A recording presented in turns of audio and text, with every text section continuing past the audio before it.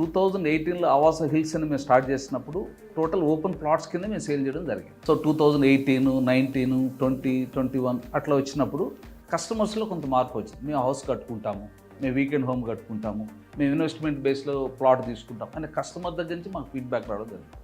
అప్పుడు మా ఆలోచన కూడా మార్చుకొని ఓన్లీ ఓపెన్ ప్లాట్ ఇన్వెస్ట్మెంటే కాదు, మనం విలాస్ కూడా కట్టివ్వాలి వాళ్ళకి. అదేవిధంగా మనకి ఏదైనా రిక్వైర్మెంట్ ఉంటే సాఫ్ట్వేర్ కంపెనీ వాళ్ళు ఉంటారు, కొంతమంది బయట ఎన్ఆర్ఐస్ ఉంటారు, వాళ్ళు వచ్చినప్పుడు వీకెండ్లో వచ్చి ఇక్కడ స్టే చేసే పర్పస్ కానివ్వండి. అదేవిధంగా కొంతమంది ఇన్వెస్ట్మెంట్ బేస్తో వస్తూ ఉంటారు. ఇన్వెస్ట్మెంట్ బేస్డ్ అంటే వాళ్ళకి 3 చాయిస్ ఉన్నాయి. ఒకటి విలా కట్టుకోవచ్చు, లేదంటే వీకెండ్ హోమ్ కట్టుకొని ఫ్యూచర్లో వీకెండ్ హోమ్ని వాళ్ళు విలా కింద కన్వర్ట్ చేసుకోవచ్చు. మూడోది ఏంటంటే ఇన్వెస్ట్మెంట్, వాళ్ళు ఇన్వెస్ట్మెంట్ చేసుకోవచ్చు.